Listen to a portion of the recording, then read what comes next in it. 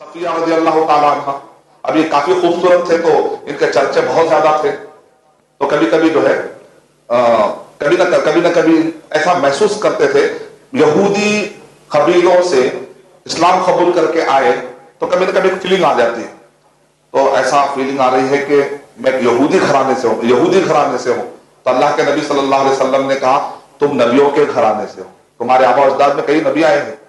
جو یہود اور نصارہ ہیں اس سے پہلے کئی انبیاء گزرے ہیں نا، تم تو وہ نبیوں کے گھرانے سے ہو، کہتے ہیں اس کے بعد مجھے وہ فیلنگ چلے گی۔ اللہ کے نبی صلی اللہ علیہ وسلم کمفرٹ دیتے تھے، اگر آپ کے گھر میں کوئی مہمان آئے یا کوئی آدمی فیل کر رہا ہے کہ آپ سپیریئر ہے اور وہ آدمی فیل کر رہا ہے ان کے سامنے ہم کیا ہے، شیخ صاحب ہم آپ کے سامنے کیا ہے، تو آپ پہلے بھائی ایسا کچھ بھی نہیں ہے، اسلام میں جو ہے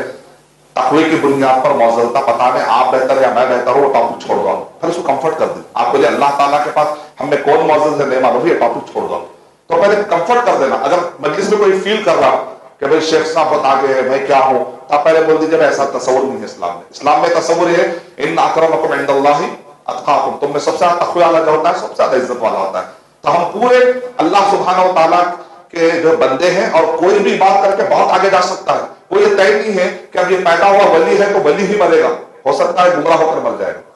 اور یہ اگر گمراہ ہو کر پیدا ہوا تھا، گمراہ مطلب یہ کہ گمراہ لوگوں کے گھر میں پیدا ہوا تھا، ہو سکتا ہے جوانی کا اس کو ہدایت مل جائے اور بہترین متقی اور پرہیزگار ہو جا سکتا ہے، اس وجہ سے